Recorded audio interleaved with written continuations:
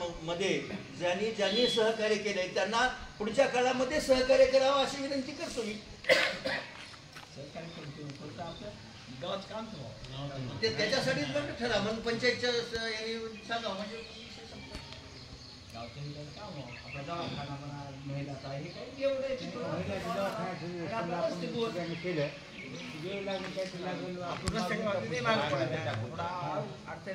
नाही उद्या कवठा गाव आपल्या गावात मोठं नाही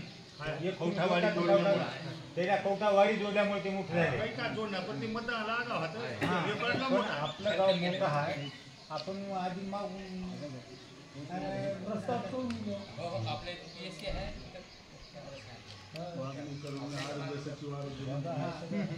काय काय लागते सर तुम्ही